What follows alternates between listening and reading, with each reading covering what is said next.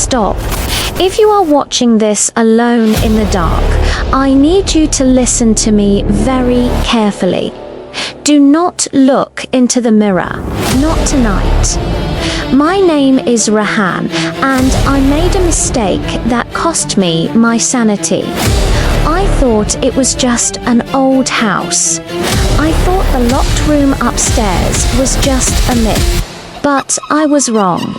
I broke the lock. I opened the door, and what I saw inside that room, it wasn't human. It was waiting for me, and now, even though I escaped that house, I know she is still with me. Sometimes, when I pass a reflection, I see her standing behind me, burning, smiling. So please, for your own safety, watch this story till the end. Because some doors in life are locked for a reason, and once you open them, you can never close them again. Noor Saya Story TV, and hit the bell icon to never miss a nightmare. If you are brave enough to watch this story till the end, hit the like button right now. Let the terror begin. It all began with a simple letter. Some roads in life are not taken by choice. Rather, destiny drags us onto them by the collar. I was a man of the city, addicted to bright lights and constant noise. I had no idea that a crumbling estate, hidden deep within the silence of a desolate village, was about to become the graveyard of my sanity.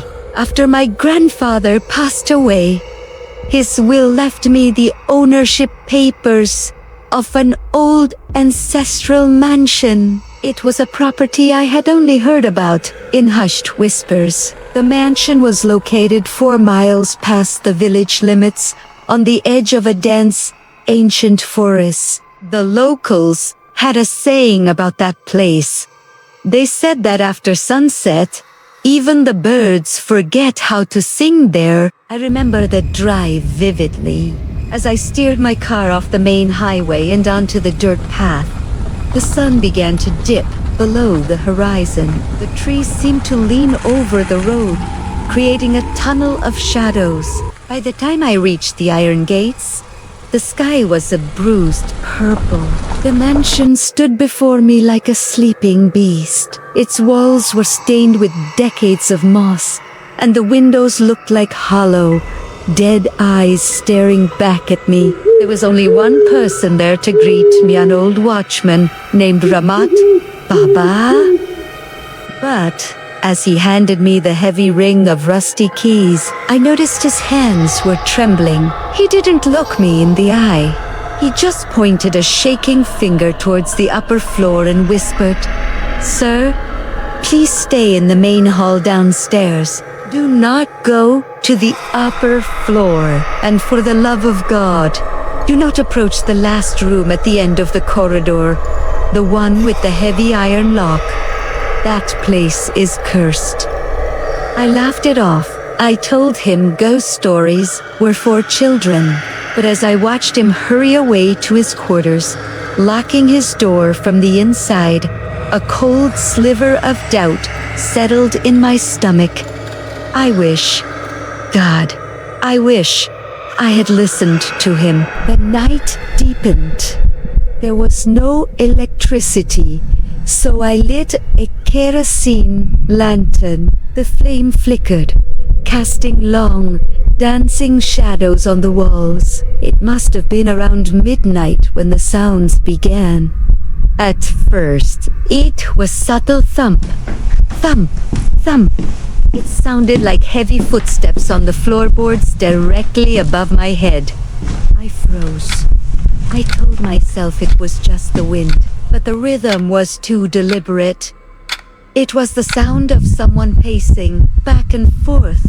My heart began to hammer against my ribs. Ramat Baba was outside. So, who was walking upstairs? Against my better judgment, I picked up the lantern and walked towards the stairs. The old wooden steps groaned under my weight. When I reached the top landing, the footsteps stopped. Abruptly, the silence that followed was worse than the noise. I stood in the long, empty corridor, and there, at the very end, stood the locked door. A strange force seemed to pull me towards it. As I got closer, the air grew unnaturally cold. I stopped just inches from the heavy iron lock. And then I heard it. It wasn't the wind.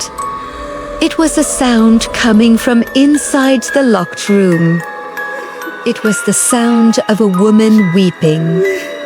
Low, agonizing sobs. And then the scratching, a slow, rhythmic scratching of fingernails against the wood from the inside. Terror washed over me. I turned and ran back downstairs, barricading myself in the room. I didn't sleep a wink that night. The next morning, the sun brought a false sense of security. I planned to leave, but my car wouldn't start. The engine was dead. I was stranded. I had to spend one more night in that hell. As the sun set that evening, the atmosphere changed. It felt heavier. Unlike the previous night, the sounds didn't wait for midnight. At 9 p.m., a voice spoke. It didn't come from above this time. It seemed to whisper directly into my ear. Rehan opened the door. I jumped up. The voice was hypnotic. My fear began to twist into a strange, morbid curiosity. Why was she calling me? What was in that room? It felt like my body was no longer my own. My legs began to move towards the stairs. Part of my brain was screaming at me to stop, but I couldn't. I walked up the stairs, clutching a hammer I had found. I stood before the locked door. The crying had stopped. Now, from inside, came a low, giggling sound. I raised the hammer with a roar of adrenaline. I brought it down on the rusty lock. Clang! Once. Clang! Twice. On the third strike, the lock shattered. The door creaked open, revealing absolute darkness. A smell of decay hit me instantly. I raised the lantern. It was a large, empty bedroom. The furniture was covered in white sheets. There was no one there, just dust and silence. I let out a breath of relief. It's just a room, I whispered. I turned to leave, but as I turned, my light caught the reflection of a large, antique wardrobe mirror in the corner. I froze. In the mirror, I saw my own reflection. But standing directly behind my reflection was a shadow. I spun around instantly. There was no one there. I turned back to the mirror slowly, and that is when my blood turned to ice. My reflection was gone. In the mirror, standing where I should have been, was a woman. Her dress was tattered, her hair a mess of snakes. But her face was burnt, peeling away from the bone. And her eyes were empty sockets glowing red. She wasn't in the room.